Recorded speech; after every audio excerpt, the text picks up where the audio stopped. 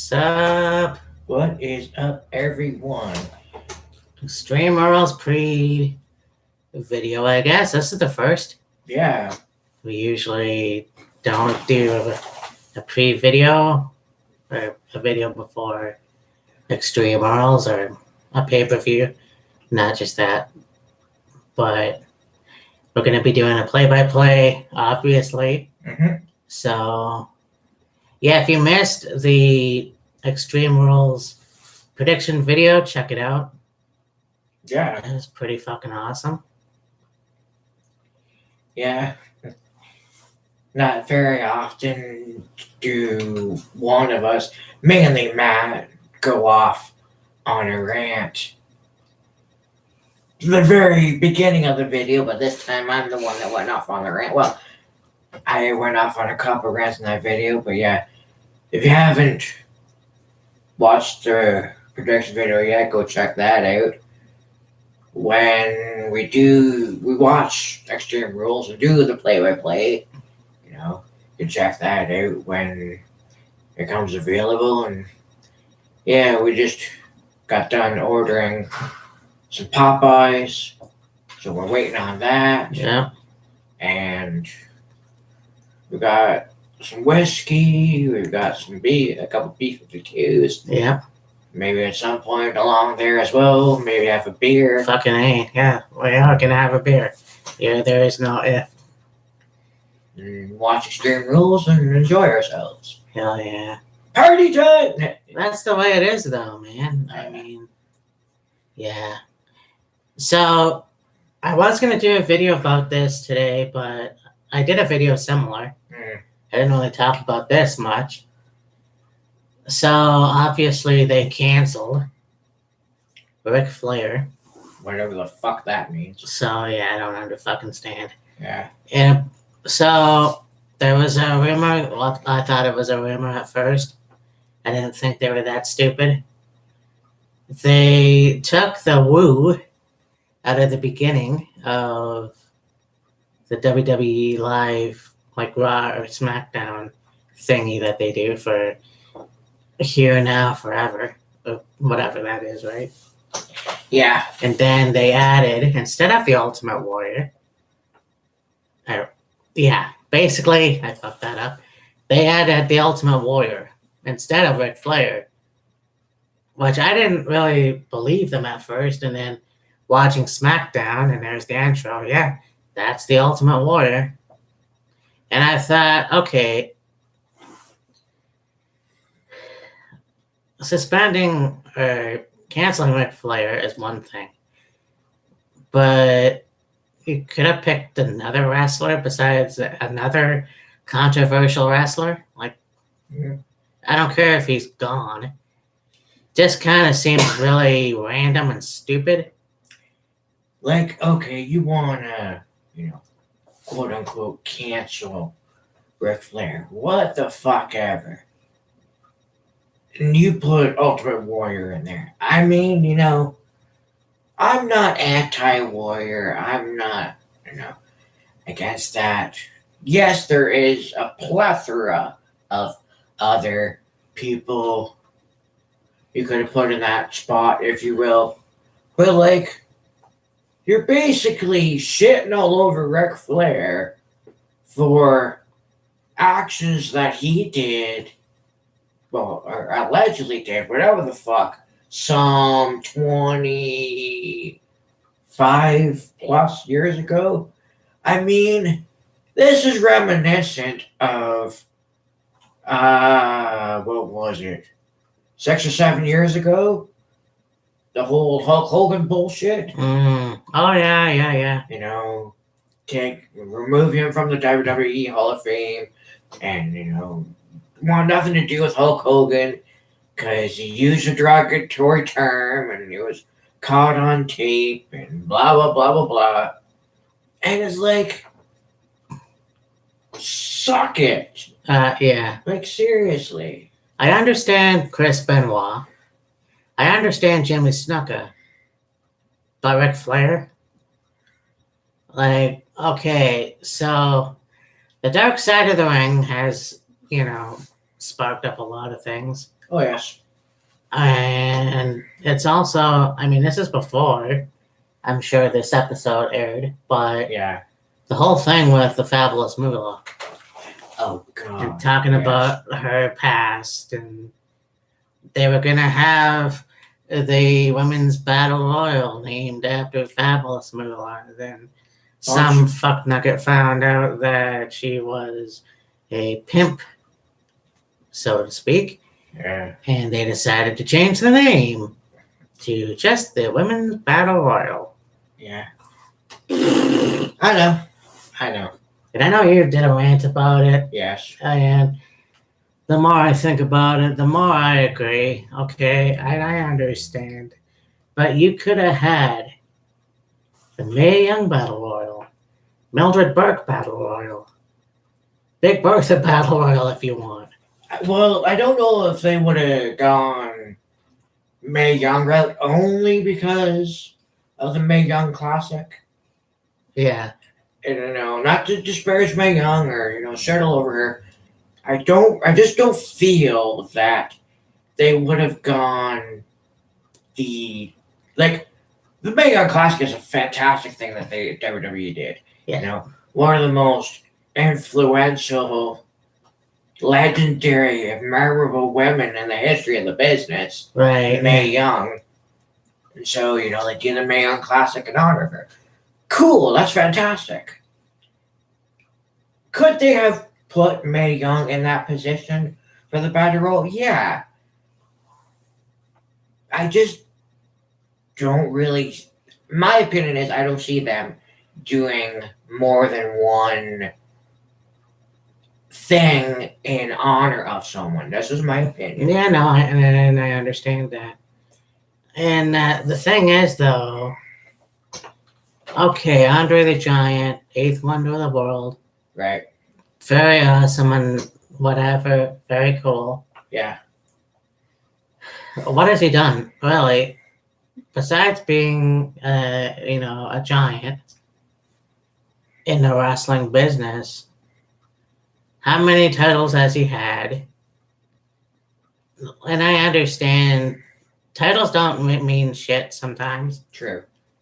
but again, that's just me going off on.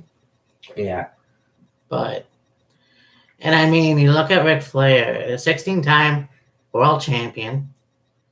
He's been in the wrestling business for 40 some odd years, almost 50 years, actually. Yeah. And just because of one night, and then they cancel him. Well, by the way, you can't cancel anybody. No. That's stupid. You can't fucking cancel anybody. And then, so there's that. And I mean, talk about anybody you could have put in that spot of Ric Flair. Yes. Macho Man Randy Savage would have been a fucking good choice. But speaking of which, next week we start the Look Back at Decade series. Yep. Year series.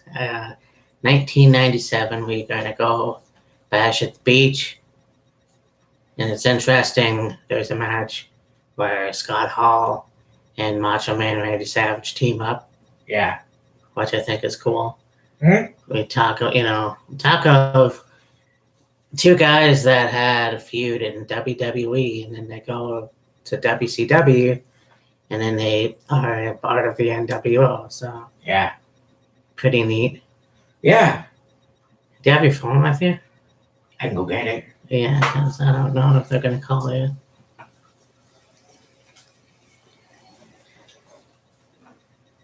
Yeah, this is kind of like one of those things where I don't know what people are thinking nowadays. Like, if okay, we're gonna pretend this doesn't exist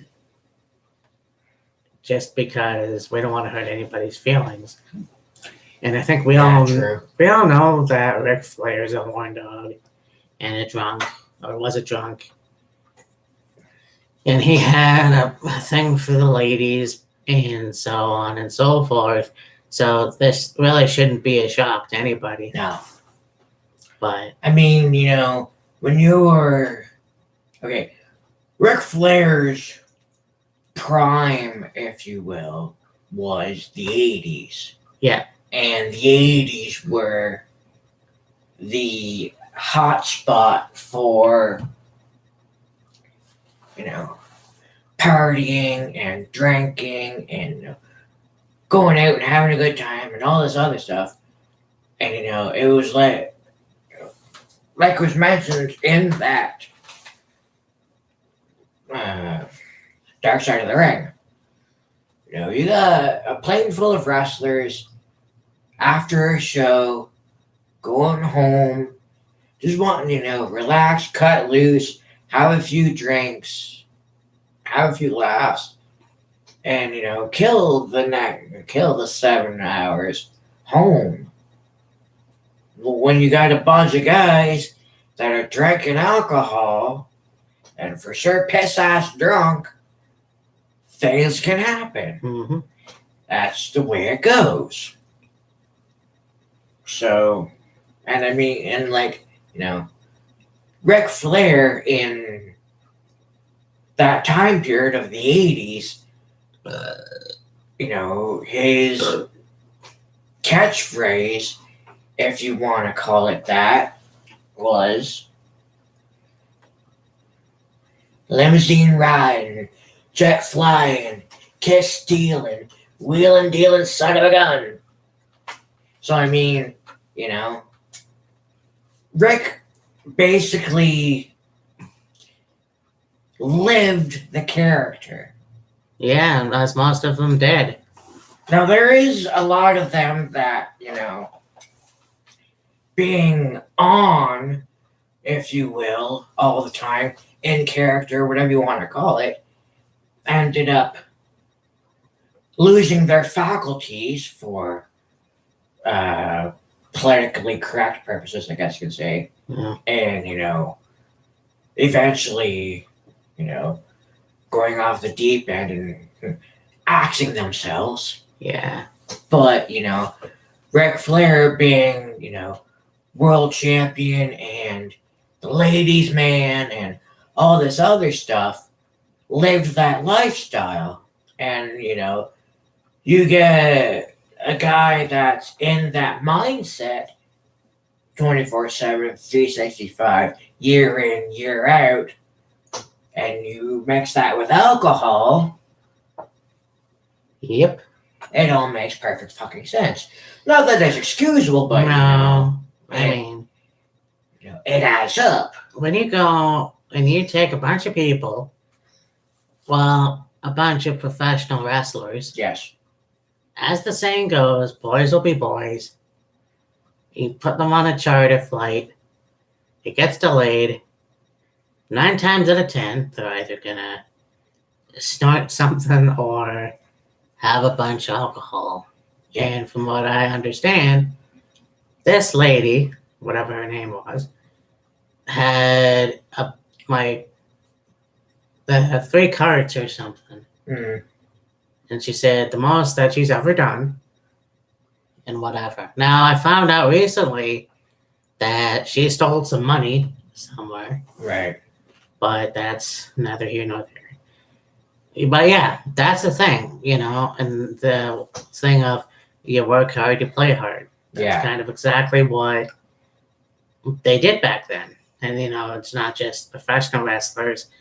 You would say boxers, or you could say baseball players, or football players, or obviously rock stars. Oh, yeah. Just kind of, that's the way it is in a business. And it's,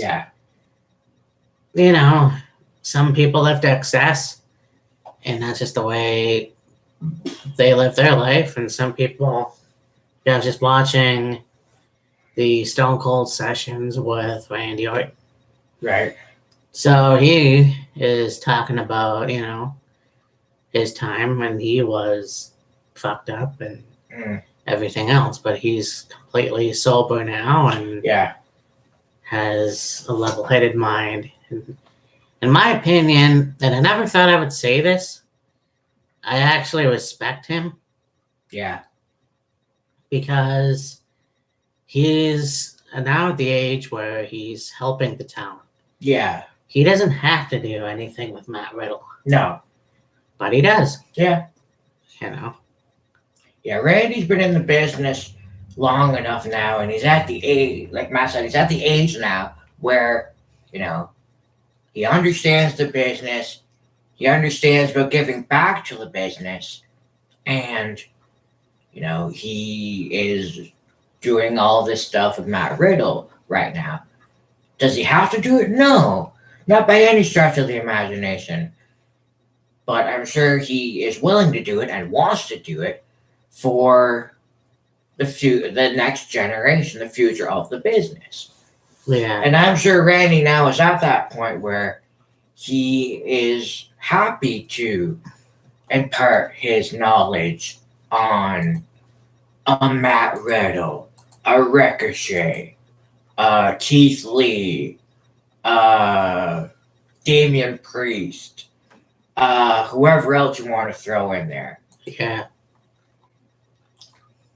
And it's like Matt and I have talked about previously in videos we've done. You look, like I said, in the 80s or even sooner. Well, the 80s at least. That time period. Wrestlers would have done whatever it took for someone, a new guy, Yeah. to earn their stripes, Right. so to speak. Yeah. Nowadays, the veteran wrestlers are willing to impart their knowledge on the younger talent for the future of the business. Yeah. Then they're not stuck up, snobby assholes, to put it bluntly, about, protecting their spot. Right. So, yeah. I'm typing that shit. Anyways, just looking at this, I want to touch on that because we talked about him. Got Chris Benoit, in my opinion. I'm not going to mention the dude's name. Chris Benoit, in my opinion, one of the greatest in-ring performers of all time. Keep it wrestling of commenting anyway. Yeah. And again, it's like, and I've tried to do this since the murder-suicide thing. It's like interesting to me how is that won't be us, is it? No. Well, it's interesting to me because you look at the performer and then you look at the person, and that's what I tend to do. Mhm. I think, Randy or Chris Benoit, well, what he did was terrible, obviously. Mm-hmm. When you look at, here's a guy who unfortunately will never be mentioned in the WWE again Mm-hmm. or any wrestling organization. Yeah. They could still talk about him, but it's, and it's sad because this guy definitely was one of the best wrestlers, technical wrestlers in the business. Oh, yeah, hands down. No question. He wrestled everywhere. Never the WWE champion. It was just one of those cases where too many headshots and brain damage that finally just snapped. And that's kind of Yeah. the unfortunate part of that. Yeah. Well, it's probably, headshots and head trauma and all that other stuff. But I believe at that point in time, Chris was also doing the testosterone Yeah. recovery treatment, TRT anyways, and his testosterone levels were higher than normal, Yeah. and I believe, there's probably a combination of things Yeah. that happened that basically led him to doing what he did. Yeah. I mean, Tom Billington luckily never did that. And Right. again, another one, that took it too far. And Right. not a lot of wrestlers or any other athlete, I think, have done that, which is really unfortunate. Yeah. But anyway, so yeah, it's going to be Extreme Rules tonight. hmm And again, if you haven't watched my man's channel, he just recently posted a video about tonight. hmm Unfortunately, there's no real stipulations except for Extreme Rules matches. I'm hoping that's the thing. I mean, I never agreed with the stipulation pay-per-view because it was just stupid. Like Hell in a Cell, TLC. I think Money in the Bank is closest to something that's making a lot of sense because Right. you could have two matches. But Yeah.